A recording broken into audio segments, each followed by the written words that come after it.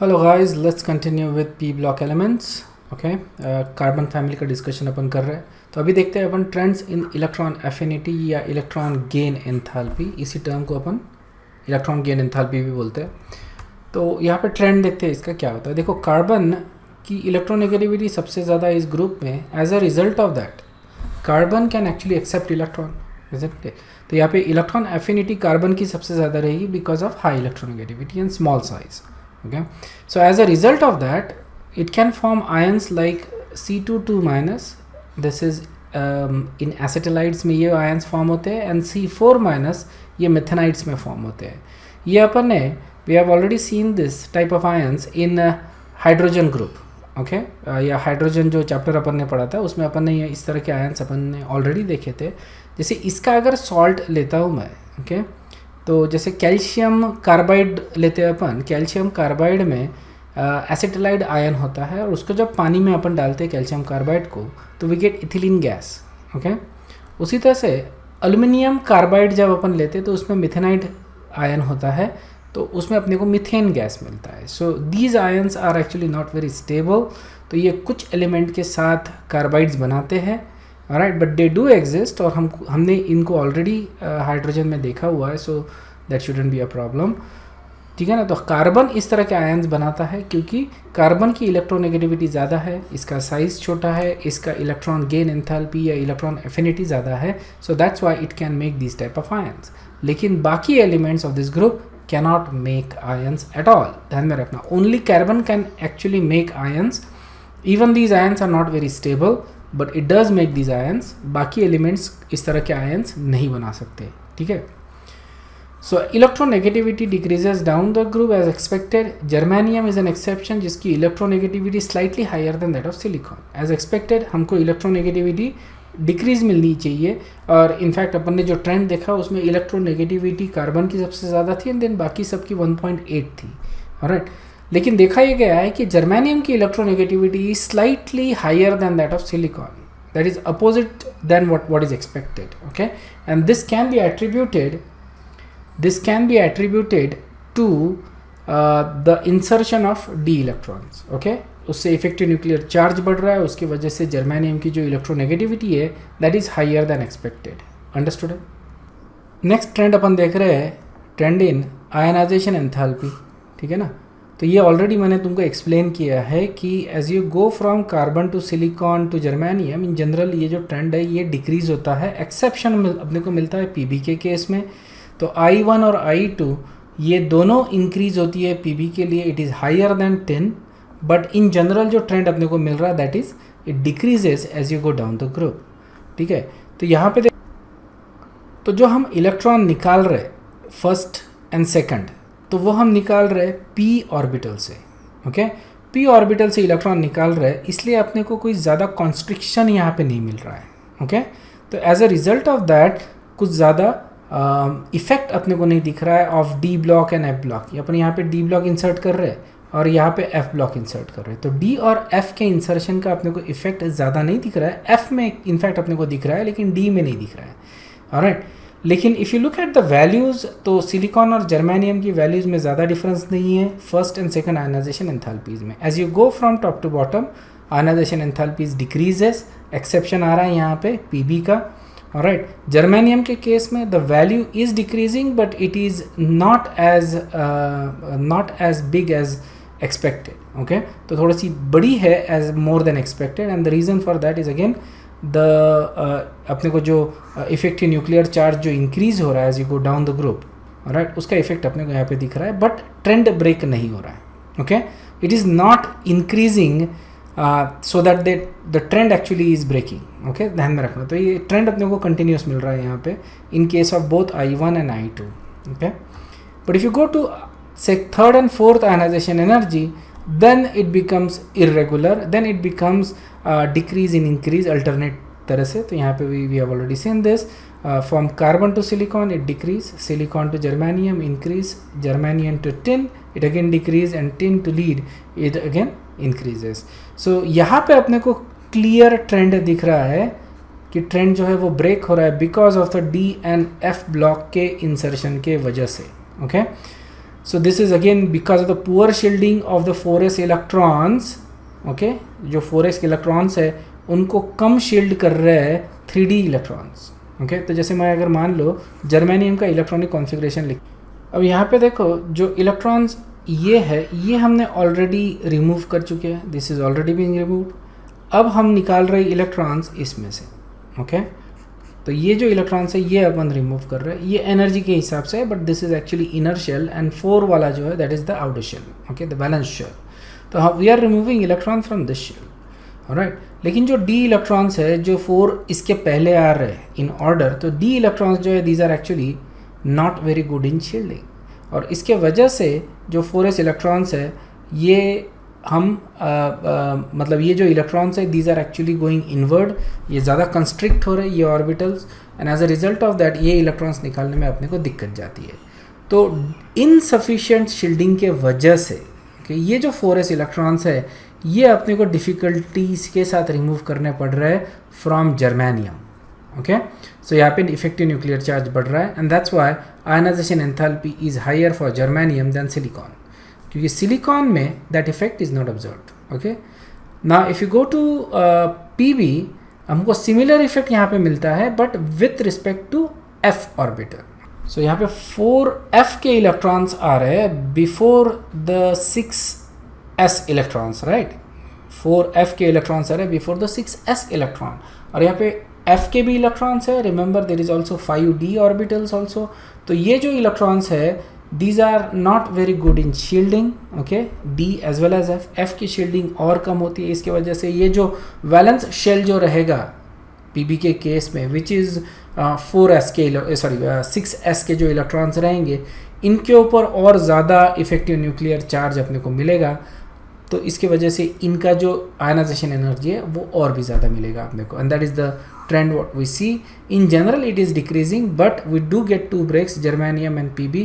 That is primarily because of the fact कि यहाँ पे इफेक्टिव न्यूक्लियर चार्ज बढ़ गया है बिकॉज ऑफ इसके केस में 3d इलेक्ट्रॉन्स और इसके केस में 4f इलेक्ट्रॉन्स. अंडरस्टूड है?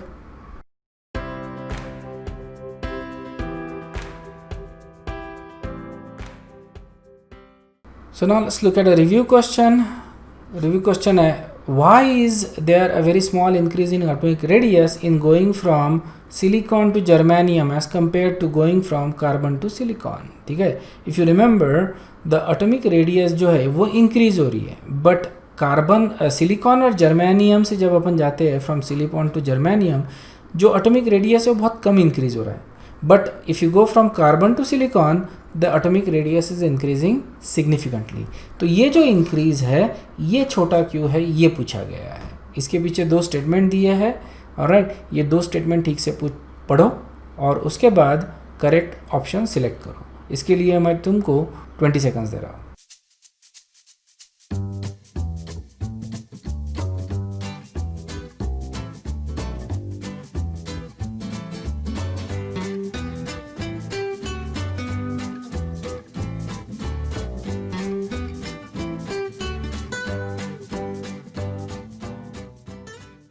ओके सो फर्स्ट स्टेटमेंट है there are extra protons added on account of D block elements that increases the nuclear charge. Well this statement is correct obviously क्योंकि हम as you go down the group हम लोग proton add कर रहे हैं nucleus में और जिसके वजह से इफेक्टिव न्यूक्लियर चार्ज जो है या इंक्रीजिंग जो न्यूक्लियर चार्ज है जो न्यूक्लियर चार्ज है वो इंक्रीज हो रहा है.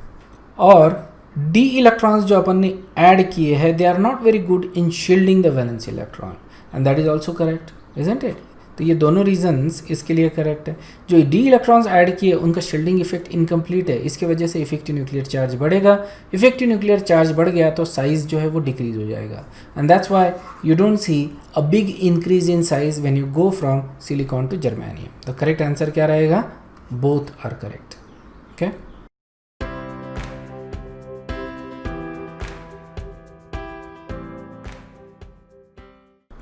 अब हम देखते हैं कैटेनेशन. देखो कार्बन जो है that shows remarkable tendency of catenation.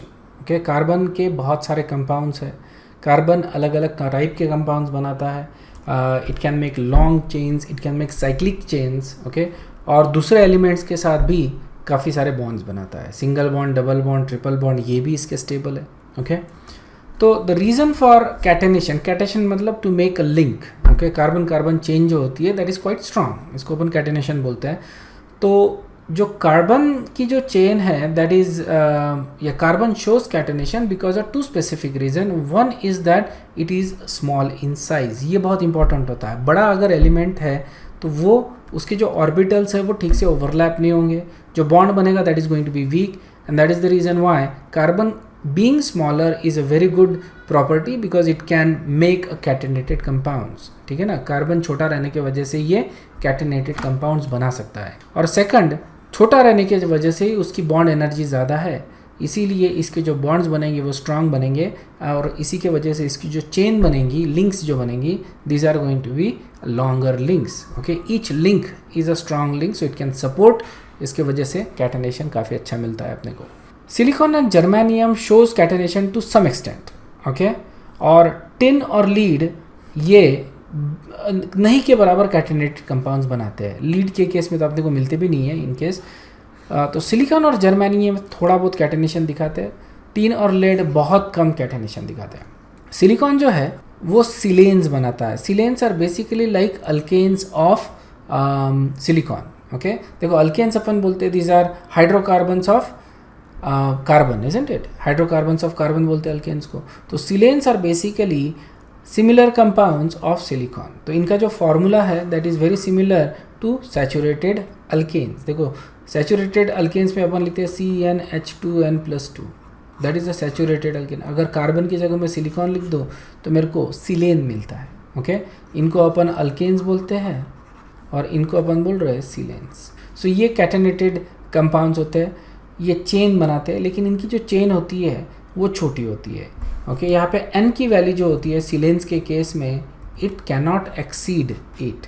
Okay, so n जो है दैट इज़ मैक्सिमम इज़ 8, मतलब 8 सिलिकॉन्स की ये चेन बन सकती है, इनको अपन सिलेन्स बोलते हैं।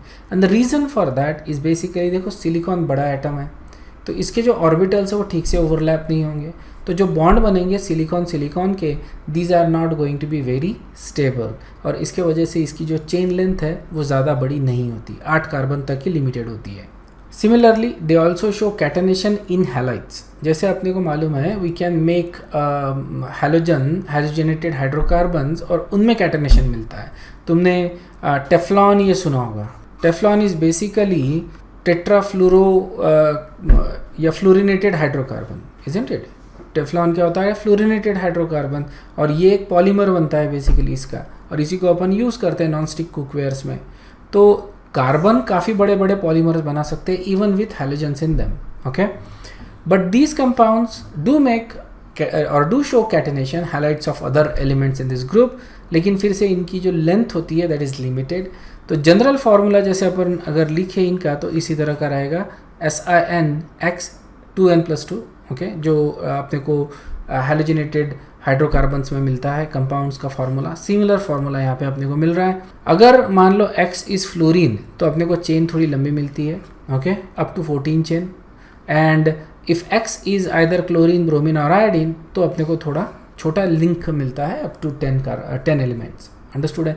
तो we do see catenation in halides but it is not as big as in carbon. Okay, जैसे मान लो कि सिलिकॉन के जो हाइड्रोकार्बन्स होते हैं उनको अपन बोलते हैं सिलेन्स, उसी तरह से जर्मेनियम के जो हाइड्रोकार्बन्स रहेंगे उनको बोलेंगे अपन germanes. Okay, I am calling them hydrocarbon because these are analogous to hydrocarbons but they are not actually hydrocarbon, ध्यान में रखना, कंफ्यूज मत होना उसमें। So these are analogous to hydrides of carbon, essentially these are hydrides of germanium, और इनका भी formula देखो हाइड्रोकार्बन के फार्मूले से ही मिलता है। और यहाँ पे N की जो लिंक होती है that is up to 9 elements और 9 जर्मेनियम। इन जनरल जो जर्मेनियम हैलाइड्स होते हैं, ओके, ये तो हाइड्राइड की बात होगी, लेकिन जो हैलाइड्स होते हैं they exist as dimer, dimer के फॉर्म में एग्जिस्ट करते हैं एज Ge2Cl6। ओके, सो इनका डाइमर ज़्यादा स्टेबल होता है हैलाइड्स का, but they cannot make longer chains. तो यहाँ पे यू कैन से कि चेन जो बन रही है 2 ही एलिमेंट की चेन बन रही है, तो कैटेनेशन जो है that is only up to 2 elements of germanium, लेकिन इससे बड़ा चेन नहीं बनता है, that becomes unstable. Okay. So silicon के केस में we do see chain length, okay, यहाँ पे अपने को मिलता है सिलिकॉन के केस में up to with fluorine up to 14 elements and with chlorine, bromine and iodine up to 10 elements, but with germanium that is only up to 2 elements. जो tin और लीड के जो हाइड्राइड्स होते हैं वो बहुत ज़्यादा अनस्टेबल होते हैं, बहुत ज़्यादा कम स्टेबल होते हैं, लेकिन दे डू एग्जिस्ट। सो टिन के जो है दैट हैज़ 2 हाइड्राइड्स, एक तो नॉर्मल हाइड्राइड अपना और दूसरा डाइमरिक हाइड्राइड, ओके।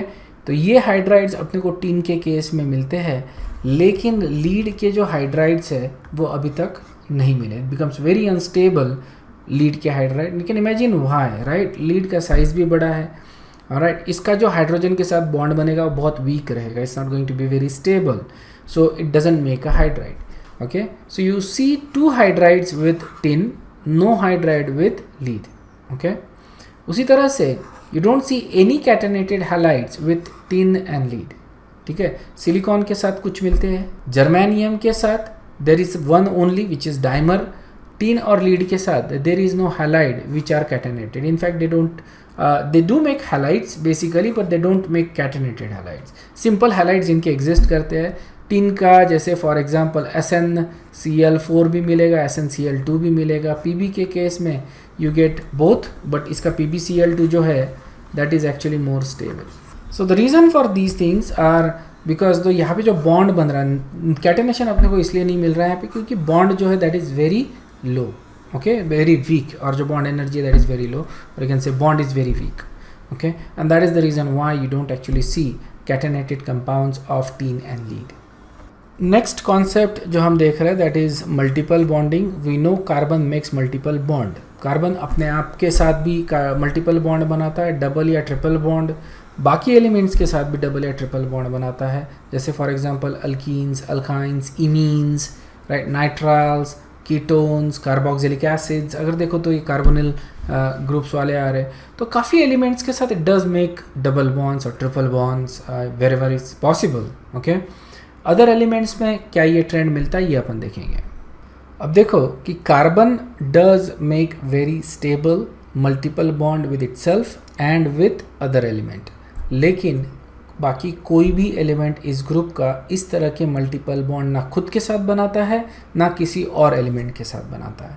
कार्बन इस रिस्पेक्ट में बहुत ज़्यादा स्पेशल है, और again it comes down to bond enthalpies कि कार्बन ही क्यों बनाता है और बाकी एलिमेंट्स क्यों नहीं बनाते। ये अपन कुछ नंबर्स लेके मैं तुमको समझा दूंगा, basically because it comes down to bond enthalpies, understood है। तो बाकी एलिमेंट्स मल्टीपल बॉन्ड नहीं बनाते, ओनली कार्बन डज। तो जैसे फॉर एग्जांपल हम जनरली जो है SiO2 लिखते हैं, silica, okay, so that indicates that is similar to carbon dioxide, CO2, SiO2, isn't it? But देखो CO2 में there is a carbon oxygen double bond, लेकिन सिलिकॉन ऑक्साइड में there is no silicon oxygen double bond. ध्यान में रखना, क्योंकि silicon oxide is actually a polymer, ये अपन ने सॉलिड स्टेट में भी देखा है। This is a silicon oxide और सिलिका और बेसिकली सैंड और glass, whatever you know call it. तो this has a polymeric structure. Each silicon ये एक ही ऑक्सीजन के साथ सिंगल बॉन्ड बना रहा है, और इस तरह से सिलिकॉन 4 ऑक्सीजन को कनेक्टेड है। यू टेक एनी सिलिकॉन यहाँ पे, जैसे if you say this is the silicon, okay, so it is connected to 1 2 3, और एक इसके नीचे रहेगा जो अपने को दिख नहीं रहा है, ओके। सो इस तरह से ये 4 बॉन्ड बना रहा है silicon. SnO2 this also exist as micromolecules, okay. और दूसरा होता है सिलिकॉन, इनको अपन सिलिकॉन्स बोलते हैं। इनका भी स्ट्रक्चर अपने को देखना है, ओके। जितने भी सिलिकेट्स होते हैं, सिलिकॉन्स होते हैं, सबका स्ट्रक्चर अपने को देखना है, अपन देखने वाले आगे। But these are basically giant macromolecules, ठीक है ना। इसमें डबल बॉन्ड नहीं है, ओके, लेकिन मेटल ऑक्सीजन मेटल इस तरह के सिंगल बॉन्ड है, जैसे यहाँ पे तुम क्लियरली देख रहे हो, ओके।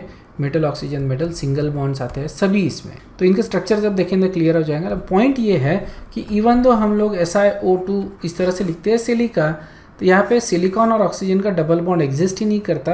यहाँ पे सिर्फ सिलिकॉन ऑक्सीजन सिलिकॉन इस तरह के सिंगल बॉन्ड्स एग्जिस्ट करते हैं। It exist as macromolecules, giant macromolecule या नेटवर्क सॉलिड की तरह से ये दिखते हैं। So obviously why does carbon form multiple bonds? Because of again two reason, एक तो छोटा साइज और दूसरा हाई बॉन्ड है। ये मतलब दो ही रीज़न है कि जैसे हमने देखे थे कि व्हेन इट मेक्स कैटेनेशन और व्हेन इट शोज कैटेनेशन, यही दो रीज़न दिखे थे और इन्हीं दो रीज़न की वजह से ये मल्टीपल बॉन्ड भी बनाता है। ओके तो जैसे कि अपन ने कार्बन ले ली है, कार्बन के जो ऑर्बिटल्स है आइदर हाइब्रिडाइज्ड और unhybridised whatever, just want to draw few orbitals. तो ये ऑर्बिटल्स देखो एलिमेंट्स छोटे रहने की वजह से they can approach each other very closely, और जितना ज़्यादा क्लोज अप्रोच रहेगा उतना ज़्यादा इन ऑर्बिटल्स का ओवरलैप रहेगा, and that is the reason Y ये लोग स्ट्रॉन्ग बॉन्ड बना सकते हैं। अंडरस्टूड है? So because it has a small side it can approach the pre orbitals of other elements like carbon, oxygen, nitrogen. ठीक है, अदर एलिमेंट्स मतलब carbon itself हो गया, ऑक्सीजन, नाइट्रोजन, इवन सल्फर या फॉस्फोरस, ऐसे काफ़ी सारे एलिमेंट्स के साथ ये बहुत अच्छे से अप्रोच कर सकता है। यहाँ पे अपने को इफेक्टिव ओवरलैप मिलेगा which is essential to make a pi bond. Multiple bond बनाना है तो ये जो ऑर्बिटल्स है, ठीक है, ये जो ऑर्बिटल्स रहेंगे ये अप्रोच करेंगे एक दूसरे के, लैटरल ओवरलैप यहाँ पे बनना चाहिए, इजंट इट? तो लैटरल ओवरलैप के लिए एलिमेंट्स ज़्यादा नज़दीक आने चाहिए, उसके लिए साइज़ छोटा रहना ज़्यादा ज़रूरी है। अंडरस्टूड है? So that's how it makes stable pi bonds और multiple bonds with other elements including carbon itself. Okay, तो यहाँ पे अपन बॉन्ड एनर्जीज देखते हैं। देखो बॉन्ड एनर्जी से अपने को पता चल जाता है कि क्यों कार्बन मल्टीपल बॉन्ड बना सकता है। If you look at the single bond energy of carbon, okay, तो देखो 347 है, सिलिकॉन 226 है, germanium 118, tin 150, lead single bond नहीं बना रहा है। ओके मतलब पीबी बॉन्ड यहाँ पे नहीं बन रहा है। सो यहाँ पे if you look at it, जो बॉन्ड एनर्जी है that is decreasing, but look at the difference between carbon और सिलिकॉन। सिलिकॉन और कार्बन में जो डिफरेंस है that is huge, okay, humongous difference है। और उसके बाद obviously it is decreasing but difference itself is decreasing, difference भी कम होते जा रहा है। तो कार्बन का जो सिंगल बॉन्ड है that is very strong as compare to single bonds of other element. इसलिए इनके जो है कैटेनेशन अपने को ज़्यादा नहीं मिलेगा, कार्बन में अपने को कैटेनेशन काफ़ी अच्छे से मिलता है। जब मल्टीपल बॉन्ड फॉर्मेशन की बात आती है तो ये दो चीज़ें देख रहे हैं अपन। देखो कार्बन का जो डबल बॉन्ड है वो काफ़ी स्ट्रांग है, isn't it? Obviously single bond is much stronger but say double bond as well as triple bond is also strong, it's not weak any by any chance, isn't it? ये almost double है, you can say this is almost triple, okay, as compare to the single bond energy. तो यहाँ पे देखो carbon में जो bond energies है वो प्रोपोर्शनेटली इंक्रीज हो रही है with double and triple bond, okay, उसी प्रोपोर्शन में, नियर अबाउट उसी प्रोपोर्शन में इंक्रीज हो रही है, नॉट एग्जैक्टली। लेकिन if you look at the silicon, okay, काफ़ी ज़्यादा डिफरेंस है, मतलब double bond energy it should be somewhere around 400, isn't it, by this proportion. तो ये that should be around somewhere around 400, it is actually only 380। Germanium और इनका जो है बॉन्ड एनर्जीज अपने को मालूम नहीं, because they don't actually make double bond, so we don't know what their bond energy, but बहुत कम रहेगी double bond energy. Now if you look at the triple bond itself, so triple bond energy is approximately 3 times that of carbon, not exactly but you know approximately 3 times, but in these cases the bond energies are actually not increasing in that proportion। तो यहाँ पे जैसे इसका probably is going to be, अगर theoretically calculate किया जाए, so that should be around 450, so 450 maybe even 500। तो यहाँ पे single bond, making single bond is more feasible, isn't it? क्योंकि 3 ट्रिपल बॉन्ड बनाने से ज़्यादा ये अगर 3 सिंगल बॉन्ड बना ले, so it is going to liberate more energy as compared to it is going to make single bond, isn't it? So it's all about that energy conservation, कितनी ज़्यादा energy अपन कम लेके जा सकते हैं, and what is the most efficient way of doing it? तो silicon, germanium, इनके लिए जो मोस्ट इफिशिएंट वे है to make actually single bond. For carbon the difference is there but obviously pi bonds are weaker, तो यहाँ पे जो अपने को बॉन्ड एनर्जी लिबरेट हो रही है that is not as much, but they are comparable, okay. तो कार्बन को बहुत ज़्यादा फर्क नहीं पड़ता whether it is making a single bond और अ डबल बॉन्ड और ट्रिपल बॉन्ड, बट इन एलिमेंट्स के लिए बहुत ज़्यादा फर्क पड़ता है, so they prefer to make single bonds. Similarly, if you look at the bond energies of carbon and hydrogen, significantly high. These elements इनकी एनर्जी बहुत कम है. सो सिलिकॉन तो obviously it does have still significantly large bond energy with hydrogen. Germanium के लिए काफ़ी कम हो गई and tin के लिए और भी ज़्यादा. तो इनके जो हाइड्राइड्स है वो अनस्टेबल होते जाएंगे because of that. Similarly with oxygen, carbon makes very stable single as well as double bond. Okay, other elements यहाँ पे देखो जो बॉन्ड एनर्जी है, single bond energy is significantly high for these elements, but double bond energy is not very high, isn't it? This should have been somewhere around 800 at least, isn't it? और यहाँ पे अपने को सिर्फ मिल रहा है 500. तो डिफरेंस देखो बहुत कम है. तो अगर देखा जाए तो सिलिकॉन का फ़ायदा, ज़्यादा फ़ायदा कहाँ पे है? To make single bond. Same thing with germanium. With oxygen, sorry with carbon, it doesn't really matter, isn't it? यहाँ पे एक्सपेक्टेड होनी चाहिए 350 REA 340 के आसपास और 740 के आसपास, सॉरी. सो एक्सपेक्टेड अपनी 750 आनी चाहिए and we are actually getting 740 और 736.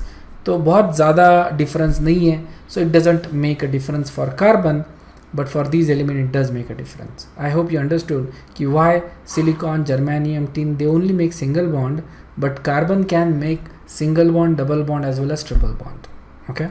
नेक्स्ट पॉइंट यहाँ पे देख लो कि जो नॉर्मल वैलेंसी होती है इन एलिमेंट की वो 4 की होती है. कार्बन की जो वैलेंसी है वो फिक्स्ड है ओनली 4.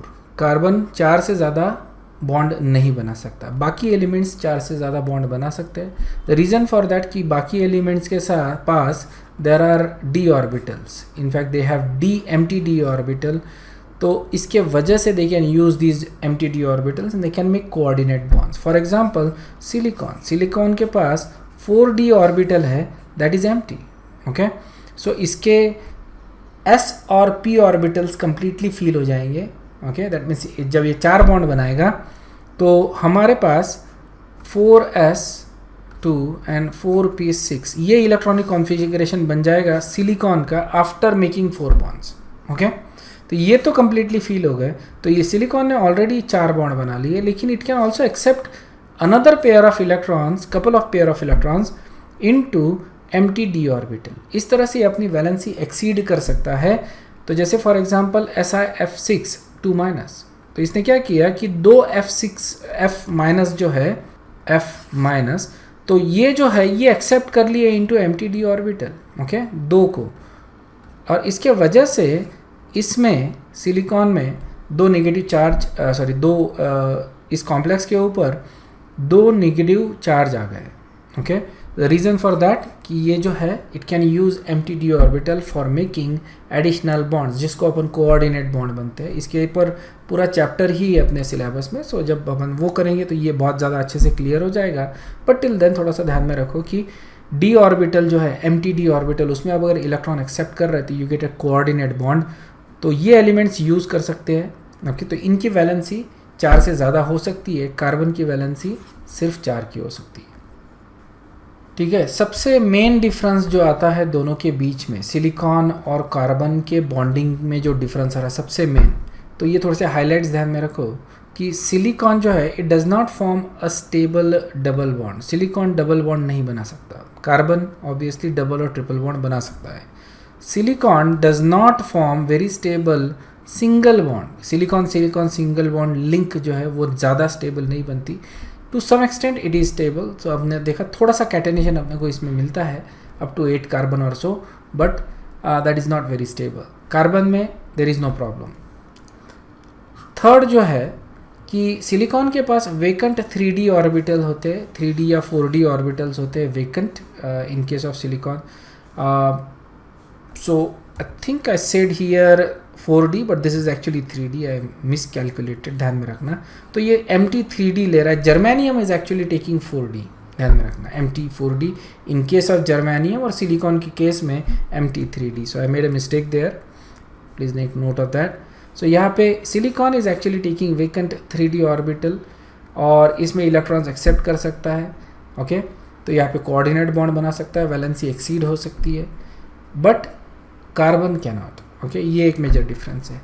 एग्जाम्पल देख लो कि जैसे ये जब वेकेंट d ऑर्बिटल में इलेक्ट्रॉन ले सकता है तो इसके वजह से देखो इनकी कुछ प्रॉपर्टीज़ में फ़र्क आता है.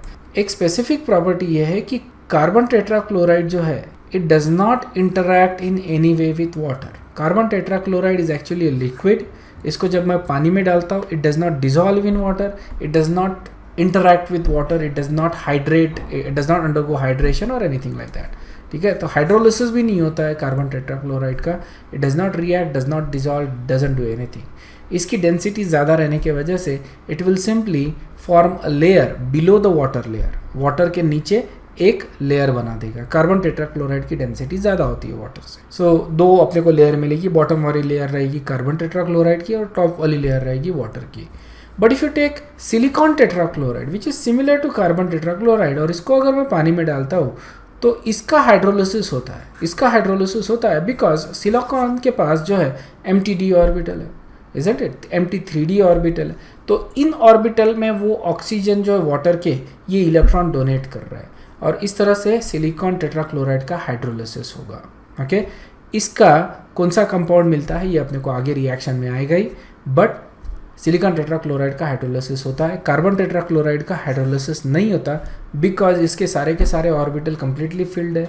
ऑक्सीजन कहीं पे भी इलेक्ट्रॉन डोनेट नहीं कर सकता. तो carbon tetrachloride does not undergo hydrolysis in water. Clear है.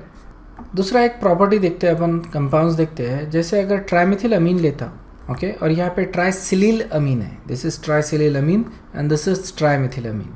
ये दोनों कंपाउंड अगर देखें तो सिर्फ फ़र्क अपने को ऊपरी तरह से ये दिखता है कि यहाँ पे कार्बन के जगह there is a silicon, isn't it. तो वी वुड एक्सपेक्ट कि इनका हाइब्रिडाइजेशन सेम, इनका structure same, everything should be same, isn't it. But that is not the case. जो ट्राइमेथिल अमीन है दैट इज़ पिरामिडल ज्योमेट्री है इसकी. ट्राइमेथिल अमीन बिकॉज जो nitrogen होता है दैट इज़ sp3 हाइब्रिडाइज्ड. तो ये है इसका sp3 hybridised nitrogen. 3 methyl group लगे हुए है. There is a lone pair of electron. तो इस तरह से इसका जो शेप बन रहा है that is pyramidal. But if you take trisilyl amine, okay, that is actually planar. So how is it possible that this is actually planar? The planar के पीछे रीज़न ये होता है कि ये देखो, जैसे कि यहाँ पे मैं कार्बन की जगह सिलिकॉन लेता हूँ. तो कार्बन की जगह सिलिकॉन ले लिया तो जो सिलिकॉन है उसके पास d ऑर्बिटल्स हैं. तो ये d ऑर्बिटल्स मैं ड्रॉ कर रहा हूँ. तो होगा क्या कि ये जो इलेक्ट्रॉन्स है these electrons will overlap with the d orbital or empty d orbital of silicon. तो इस तरह से ये ओवरलैप होंगे. अब ये ओवरलैप तभी हो सकते हैं, obviously this is an additional bond और ये एडिशनल बॉन्ड ज़्यादा स्टेबिलिटी इम्पार्ट करेगा मॉलिक्यूल को, इजंट इट.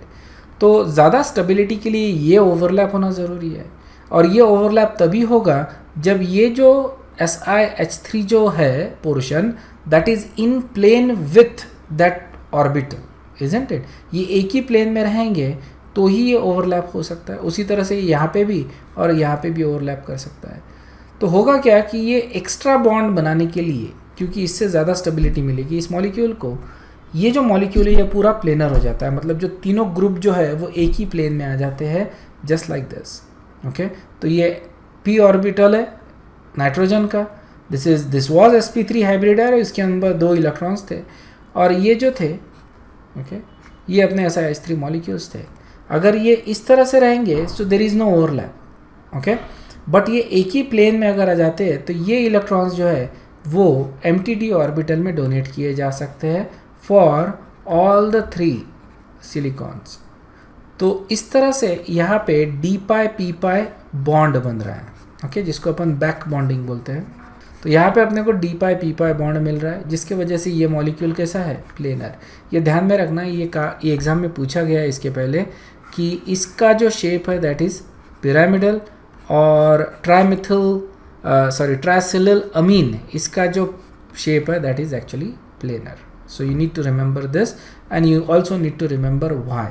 ओके, बिकॉज यहाँ पे d pi p pi bond बन रहा है, that's why it is planar. यहाँ पे sp3 हाइब्रिडाइजेशन है, that's why it is pyramidal. Okay, now we can look at a review question.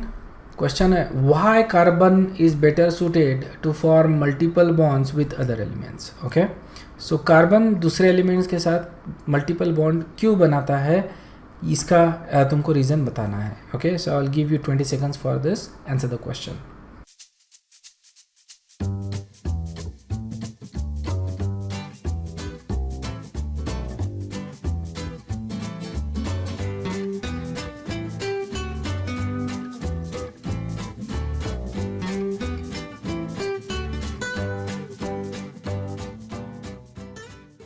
Okay इसका answer देखो। सो पहला चॉइस है silicon silicon bond is actually very strong. Okay ये option ही गलत है क्योंकि सिलिकॉन सिलिकॉन के बॉन्ड बहुत ज़्यादा स्ट्रॉन्ग नहीं होते। It's strong but it's very weak as compared to carbon. Okay, so this is the incorrect option. Second choice देखो, the carbon atom itself is very small which facilitates the pi bond formation. This is actually right. Carbon छोटा रहने की वजह से pi bond बड़े अच्छे से बनते हैं कार्बन में and that's why you can make multiple bond. Third choice देख लो, carbon has no D orbital hence the only way to form bond via multiple bond to carbon. Well carbon does not have a d orbital, that is right, but that is not the reason why it actually makes multiple bond. ठीक है ना, तो यहाँ पे statement सही है, इसका reason जो दिया है that is incorrect and obviously 1 is correct, so this becomes incorrect. तो करेक्ट आंसर आ रहा है अपना बी, छोटा साइज रहने की वजह से स्ट्रॉन्ग पाई बॉन्ड्स बनते हैं। Okay, so that is the review question. तो यहाँ पे अपन रुकते हैं, will continue with the rest of the videos और rest of the topic in the next video. Until then, bye bye, thank you very much and make sure to subscribe.